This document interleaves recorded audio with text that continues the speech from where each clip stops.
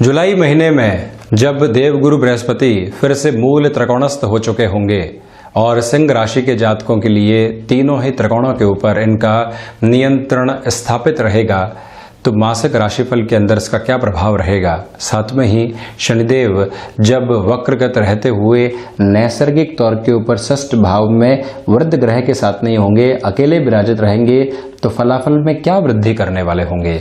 एकादश भाव में भले ही सूर्यदेव और राहु का ग्रहण दोष शुरुआत के 16 दिनों में बना रहेगा, किंतु फलाफल में किस तरह के प्रतिबिंब सामने आएंगे, ये सब कुछ जानने योग्य चर्चाएं यहाँ पर रहने वाली है। भले ही आप शिक्षा की चर्चा करें, स्वास्थ्य की, नौकरी पेशा जीवन की, व्यापार की, हम इन संकेतों को समझकर अपने जीवन के कर्म को किस तरह से बढ़ा सकते हैं, आलस्य को अपने ऊपर किस तरह से हावी नहीं होने दे सकते हैं, कर्म की प्रतिध्वनि को सकारात्मक तौर के ऊपर कैसे लेकर चल सकते हैं, ये सारी ही जानकारी लेकर हम यहाँ उपस्थित हुए हैं। सर्वप्रथम ग्रह गोचरीय व्यवस्थाओं का अध्ययन चंद्रमा प्रतीकात्मक तौर पर राशि स्थान में ही विराजित करके दिखाए गए हैं। इनकी स्थितियों को परिवर्तित करके दिखाना संभव नहीं है। तो वहीं आप देखेंगे कि पंचम भाव में जिसकी चर्चा मैंने शुरुआत में की थी, देव गुरु बृहस्पति मूल त्रिकोणस्थ अर्थात धनु राशि स्थान में विराजित रहेंगे। बृहस्पति और केतु का ध्वज नामक ये योग यहाँ बना रहेगा।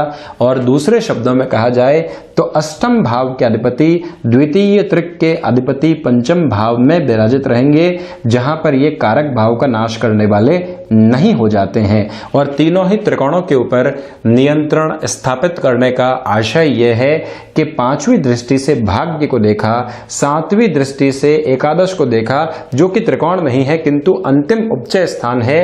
और वहीं आप देखते हैं कि नौवीं दृष्टि से यहां राशि स्थान को देखा, जो कि केंद्र भी है, राशि स्थान भी है और त्रिकोण भी साथ में है। जब यहां पर इनकी दृष्टि नियंत्रण स्थापित करेगी और स्वयं पंचम में विराजित रहेंगे, तो यहां वृद्धि के सिरे निकलकर आने वाले स्पष्ट तौर के ऊपर दिखाई देते हैं। इसकी चर्चा विस्तृत तौर पर इस भाव के साथ में करूंगा। तो वहीं षष्ठ भाव में शनिदेव वक्रगत होते हुए ही स्वराशि स्थान में विराजित रहेंगे। आप यहां अष्टम भाव को देखें तो भाग्येश और साथ ही साथ में चतुर्थ भाव के अधिपति यहां अष्टम भाव में अपने मित्र राशि स्थान में विराजित रहेंगे, किंतु द्वितीय त्रिक में विराजित होने से इनके फलों में थोड़ी सी कमी भी दिखाई देती है। ये बात गौर करने लायक है कि सिंह राशि की कुंडली के अंदर योग कारक स्वयं मंगल ही हो जाते हैं। मार्गी चलते हुए दैत्य गुरु शुक्र यहाँ स्वराशि स्थान में दशम भाव, जो कि आजीविका, कर्म, प्रबंधन, आपके कामकाजी जीवन के अंदर जो सिद्ध हस्त रहने वाली स्थितियां होती है, वो सारी ही प्रवृत्तियों को दिखाने वाले स्थान के अंदर शुक्र विराजित। तो वहीं एकादश में आप देखिए सूर्य और बुध का बुधादित्य योग बना रहेगा शुरुआती 16 दिनों के लिए। ग्रहण दोष भी बना रहेगा शुरुआती 16 दिनों के लिए। जड़त्व दोष भी बना रहेगा शुरुआती इस महीने के अंतराल के अंदर निरंतर तौर के ऊपर, यानी कि पूरे ही महीने में ये एक अंतर की स्थिति है। यानी कि इन योगा योगों के अंदर आप देखते हैं कि 16 जुलाई के बाद में सूर्यदेव कर्क राशि स्थान में प्रवेश कर चुके होंगे। हम संपूर्ण स्थितियों की जानकारी के साथ में चर्चा की शुरुआत करते हैं प्रथम भाव के साथ में। यहाँ आप देखेंगे कि राशि स्थान के जो अधिपति हैं वो एकादश भाव के भीतर 3-11 का संबंध बनाते हुए शुरुआती पखवाड़े में विराजित रहेंगे। तो ऐसे अंतराल में आप ये पाएंगे कि नौकरी पेशा जीवन में जो अवरोध आ रहे थे, जो भय बारंबार आपको परेशान करने वाले थे, उससे मुक्त होने का अब समय आ चुका है। संशय से मुक्त हुआ व्यक्ति खुद को सबसे पहले निर्भय करता है और निर्भयता में एक समय की स्थिति के साथ संतुष्टि का वास भी है। हम नौकरी के साथ में जीविकोपार्जन को देखते हैं किंतु संतुष्टि की चाह भी रखते हैं। ये संतुष्टि आपके लिए यहां बढ़ने वाली रहेगी। व्यापारिक जीवन के अंदर आप देखते हैं तो देव गुरु बृहस्पति स्वयं राशि स्थान को संबल देने वाले रहेंगे। तो आपके भीतर जिस धैर्य की आवश्यकता है, कई बार व्यक्ति अपने व्यवहार में एक त्वरित गति लेकर आता है और वहां नकारात्मक बोल भी बोल देता है। देव गुरु बृहस्पति ऐसी सारी स्थितियों से आपको दूर रखने वाले हैं। तो वहीं जब राशि भाव के अधिपति लाभ में हो और देव गुरु जब उनको 7वीं दृष्टि से देखने वाले हों, ऐसी प्रवृत्तियों में आपके लिए धनागमन की संभावनाएं बढ़ती है। आप अपनी क्षमताओं का उपयोग कर पाते हैं। जोखिम के साथ में कोई भी निर्णय जीवन में लेकर आना है जिससे कि हम खुद को एक नया स्तर दे पाएं, ये सारी ही प्रवृत्तियां यहां आपके लिए मौजूद रह सकती है। इस बात को भी आप स्मृतियों में रखिएगा। तो वहीं द्वितीय भाव की, हम धन भाव की अगर चर्चा करते हैं तो इसको हम द्रव्येश भी कहते हैं। ये द्रव्य भाव भी है, क्योंकि रुपया पैसा जब एक घुमावदार स्थिति में निरंतर चलता है तब ही वो वृद्धि की ओर जाता है। तो धन भाव के अधिपति यहां लाभ भाव में जब विराजित रहेंगे तो आपके धन से लाभ की उम्मीद है, और अगर आप व्यापारिक जीवन के अंदर उस धन के माध्यम से और थोड़ा सा वृहद विस्तार अपने व्यापार का करना चाहते हैं, उस हिसाब से इस समय को श्रेष्ठ मानिएगा। और दूसरे अर्थों के अंदर आप ये भी देखें कि वाणी के साथ में जुड़े हुए जो भी कामकाज होते हैं, जहां आत्मविश्वास की इतने लंबे समय से कमी बनी हुई थी, वहां वृद्धि के सिरे पुनः स्थापित रहेंगे। किंतु आप अपनी सोच में स्वीकारोक्ति को बहुत अच्छे से लेकर चलें। आप मार्केटिंग संबंधी किसी भी कामकाज के साथ में जुड़े हुए हैं, आप रेडियो जॉकी संबंधी किसी भी कामकाज के साथ में जुड़े हुए हैं, या कोई ऐसे पब्लिक रिलेशन के साथ में चलते हैं जहां प्रत्येक क्षण सोच समझकर बोलने की और वाक्पटुता के साथ बोलने की आवश्यकता रहती है, ऐसे कार्य आपको एक नई गति देने का कार्य कर सकते हैं। तो वहीं आप ये भी ध्यान रखिएगा कि अगर व्यापारिक जीवन के अंदर हम किसी व्यक्ति विशेष को जोड़ना चाहते हैं, उस हिसाब से भी ये समय सर्वश्रेष्ठ है। उसमें कुटुंबीजनों का एक तरह से मेल भी हो सकता है।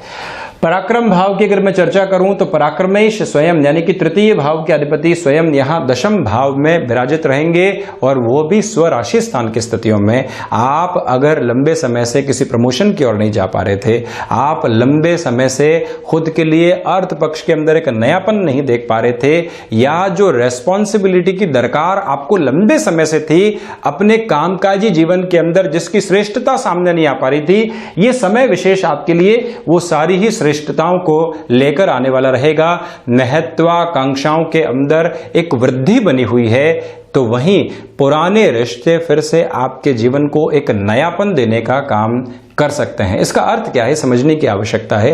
कोई रिश्ता बहुत लंबे समय पहले विकसित हुआ था, नौकरी पेशा जीवन के अंदर वो व्यक्ति अब एक ओहदे के ऊपर पहुंच चुका है, आपको कहता है कि फिर से जुड़ने का एक अवसर है, आप जुड़िए, और आप उसके साथ में जुड़ते हैं, जीवन को पूर्णतया परिवर्तित करके रख देते हैं। ये आशय और ये आधार आपके लिए बना हुआ है। मित्रों और भाइयों का सहयोग रहेगा। तो वहीं कॉरपोरेट कल्चर के अंदर अगर आप कोई भी जोखिम भरा निर्णय लेना चाहते हैं अपने अनुभव के आधार के ऊपर, तो यहां हिचकिचाने की आवश्यकताएं बिल्कुल भी नहीं है। एक जो प्रेजेंटेबल अप्रोच होती है उसको और ज्यादा अच्छे से लेकर चलने का प्रयास जरूर करें।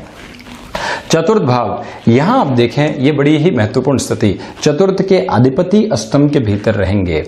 अगर आप भूगर्भीय व्यवस्थाओं के अध्ययन के साथ में जुड़ाव रखते हैं, अगर आप रिसर्च और एनालिसिस संबंधी कामकाज के साथ में जुड़ाव रखते हैं, नेटिव प्लेस के साथ में जो वहां से जुड़ा हुआ एक तरह से व्यवस्थित कामकाज रहा है, जिस वजह से आपका शहर, आपकी वो जगह जानी जाती है, ऐसे ही कामकाज के साथ आप भी जुड़ने का मानस बना रहे हैं, उस लिहाजा अज्ञात भय तो मन में रहेंगे, शंकाएं तो मन में रहेंगी, उन सबको दूर हटाकर अगर आप उस कार्य की शुरुआत करते हैं तो जीवन को एक नयापन दे सकते हैं। किंतु यह ध्यान रखिएगा कि माता के साथ, माता स्थान के साथ जुड़े हुए लोगों के साथ किसी भी तरीके की संबंधों के अंदर विच्छेद या तल्खियों की स्थितियां नहीं आ पाए। व्यक्ति कई बार माता के साथ किसी गलतफहमी की वजह से एक दुराव स्थापित करता है, किंतु यहीं से फिर जुड़ता भी है और नेह की पूरी छांव पाता है। जब भी स्वतंत्र सांस लेता है व्यक्ति इस जीवन के अंदर, तो वो सबसे पहले जो सुख की परिकल्पना अपने मन के अंदर संजोता है वो माता के साथ में ही है। वही नेह पूरे जीवन जब बनी रहे तो व्यक्ति कहीं पर भी विचलित नहीं हो पाता, अविचलित भाव से जीवन को बढ़ा पाता है आगे। ये भी एक स्पष्ट प्रवृत्ति यहां दिखाई देती है। और वहीं मानसिक सुख की स्थितियों के अंदर भी आपके लिए निरंतर वृद्धि बनी रहेगी। पंचम भाव की अगर मैं चर्चा करूं तो यहां आप देखें देवगुरु बृहस्पति और केतु का जो ध्वज योग बना हुआ है, ये आपके लिए शिक्षा में एक नयापन लेकर आ सकता है, क्षमताओं में वृद्धि रहेगी और वहीं पर आकस्मिक धन लाभ के किसी भी क्षेत्र विशेष के साथ में आप चल रहे हैं, भले ही टेंडर संबंधी कोई कामकाज है, शेयर मार्केट संबंधी कोई कामकाज है, लंबे समय से आप अवसरों की तलाश के अंदर थे और वो अवसर अभी तक पूर्णता आपको नहीं दे पा रहे थे, यहां पर अपने कर्म को और अच्छे से बढ़ाइए और सिर्फ आकस्मिक धन लाभ के अंदर आप एक क्षेत्र विशेष के ऊपर डिपेंड मत रहिए, स्पेक्युलेशन के ऊपर मत रहिए, अपनी कैलकुलेशन पे बहुत ज्यादा विश्वास करके चलिए, वहीं से आपके लिए नए आधार तय हो पाएंगे। संतान पक्ष के साथ में जो एक तरह से जुड़ाव रहना चाहिए वो वृद्धि की ओर अग्रसर रहेगा। छोटे छोटे जो क्लैशेस चल रहे थे व्यवस्थित तौर के ऊपर वो दूर होते हुए यहां दिखाई दे रहे हैं।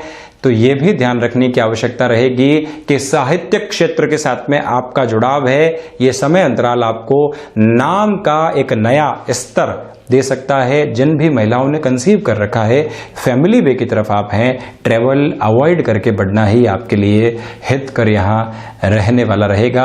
हालांकि आप देखें कि जो सूर्य देव का दृष्टि संबंध है, केतु की जो स्थितियां हैं पंचम के साथ है, इसी वजह से फैमिली वे की पोजीशंस में मैंने आपको कहा कि ज्यादा ध्यान रखने की दरकार आपके लिए बनी हुई है।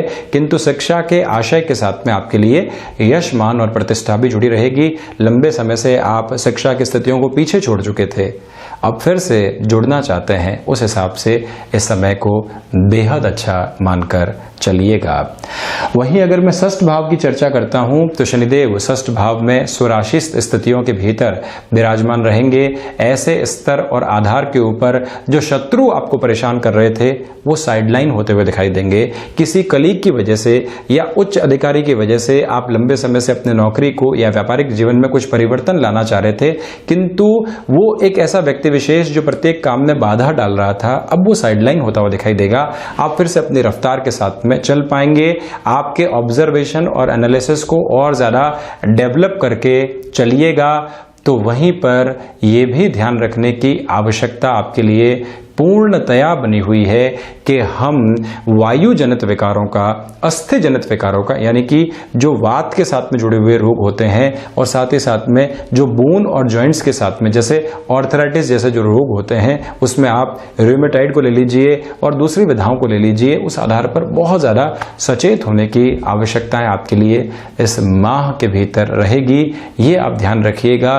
किंतु आप अपने व्यावसायिक दृष्टिकोण से कोई भी ऋण लेना चाहते हैं, उस लिहाजा इस समय को बेहद श्रेयस्कर मानकर आपको चलना चाहिए। और वहीं पर किसी भी जमीन संबंधी और पुरानी जमीन संबंधी आधार के ऊपर, क्योंकि शनिदेव का आधार पुरानी जमीन के साथ में भी जुड़ा हुआ है, उस लिहाजा ये समय आपके लिए बेहद अच्छे परिणामों को सामने रख सकता है। ये बात भी अक्षुण्ण रख के चलने का प्रयास आपको करना चाहिए। विदेश संबंधी कामकाज में एक स्थायित्व बना रहेगा। अब चर्चा करता हूं सप्तम भाव की। सप्तम भाव के अधिपति स्वयं से द्वादश होकर जब षष्ठ भाव के भीतर विराजित रहेंगे तो आपके लिए गृहस्थ जीवन में छोटी मोटी तल्खियां परेशान कर सकती है। किसी भी कंक्लूजन की ओर पहुंचने से स्वयं के रिश्ते के स्तर के अंदर आप जितना रुक कर चलते हैं उतना ही स्वयं की सोच को स्थायित्व देने वाले रहेंगे। दूसरे आधार के ऊपर यह भी कहा जा सकता है कि जो हिडन प्रॉब्लम्स कई बार जीवन में निकल कर आती है गृहस्थ जीवन में, मुख्यतया वो आपको ज्यादा डिस्टर्ब करने वाली हो सकती है, जहां से खुद की प्रवृत्तियों को स्थिर करके आप चलिएगा। व्यापारिक जीवन के अंदर यह समय अंतराल कुछ स्थिरता दे सकता है और सबसे प्रमुख प्रयोजन जो आप कर्ज संबंधी स्थितियों से परेशान थे, जिसका समाधान नहीं निकल पा रहा था, ये समय अंतराल ऐसे समाधान को आपके सम्मुख लाकर रखने वाला हो सकता है। निर्णायक तौर पर यह भी प्रवृत्ति आप मानिएगा। कंस्ट्रक्शन संबंधी, रियल एस्टेट संबंधी कामकाज और ऑयल संबंधी किसी भी कार्य क्षेत्र के साथ में आपका जुड़ाव रहा है। इस समय अंतराल के अंदर महत्वपूर्ण निर्णय लिए जा सकते हैं। अष्टम भाव में मंगल विराजित रहेंगे, इसी वजह से भूमि संबंधित कार्यों के अंदर एक तीव्रता आपके लिए रहेगी जो लंबे समय से रुकावट के साथ में थे, किंतु जो अवरोध हमारे कामकाज के अंदर कई बार नेग्लिजेंस की वजह से निकल कर आते हैं वो भी परेशान करने वाले हो सकते हैं। ये भी एक प्रमुख आधार यहाँ पर रहता हुआ सामने दिखाई दे रहा है। एक और बात के साथ में इस आशय को समझने की आवश्यकता है कि अष्टम और द्वादश का संबंध कई बार दूरस्थ और विदेश संबंधी स्थितियों के साथ में रहता है, तो ऐसे स्तर के ऊपर आप ये भी निर्णायक प्रवृत्तियों के साथ में जानने और समझने वाले रहेंगे कि विदेश में इंफॉर्मेशन टेक्नोलॉजी प्रबंधन संबंधी कोई भी कामकाज के साथ में आपका जुड़ाव रहा है तो ये समय आपके लिए तीव्रता की स्थितियों को लेकर आ सकता है। अटके हुए काम और वहीं पर फाइनेंशियल गेन जो आपको परेशान कर रहे थे कि हैं तो सामने किंतु हम तक पहुंच नहीं पा रहे हैं, किसी व्यक्ति विशेष से कोई डील फाइनल हो गई, हमने उसका कार्य कर दिया किंतु रुपया पैसा अटका हुआ है, वो व्यक्ति धोखे की स्थितियों के साथ में नहीं है किंतु इस समय ने उसको भी अटका रखा है, तो ऐसे गेन जो अटके हुए हैं वो फिर से आपको प्राप्त हो सकते हैं।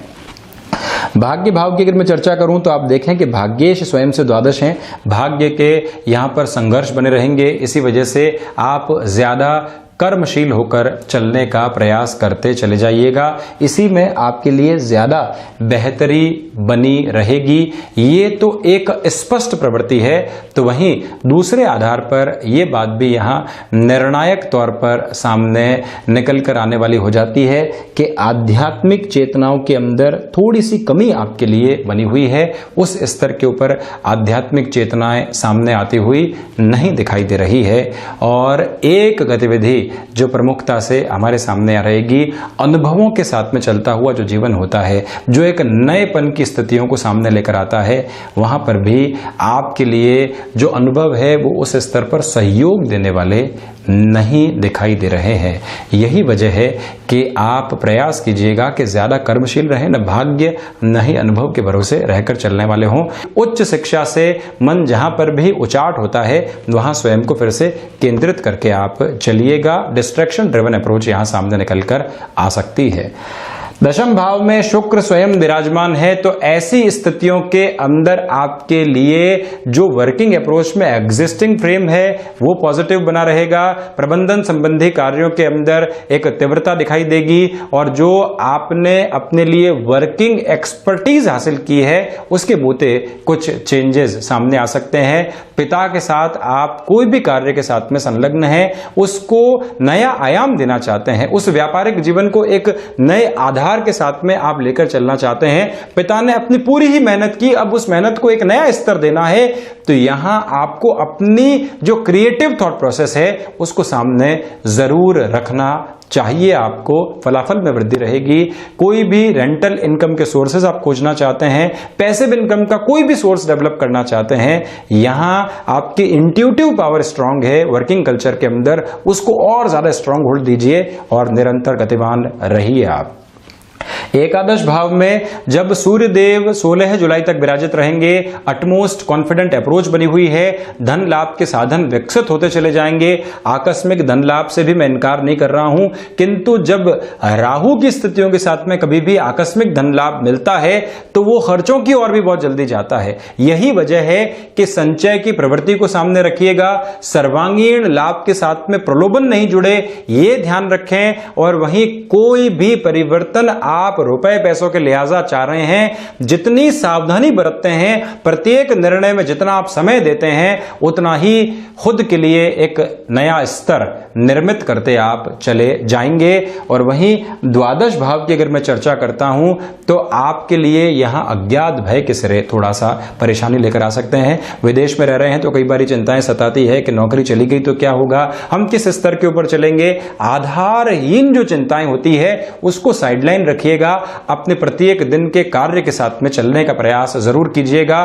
कोर्ट कचहरी संबंधित कोई भी मामला चल रहे हैं वहां आपके लिए एक तरह से सुगमता की प्रवृत्तियां सामने आ सकती है। तो ये था सिंह राशि के जातकों के लिए जुलाई 2020 का मासिक राशिफल। हम ऐसी ही चर्चाओं के साथ में निरंतर हाजिर होते रहेंगे। धन्यवाद और हृदय से आभार।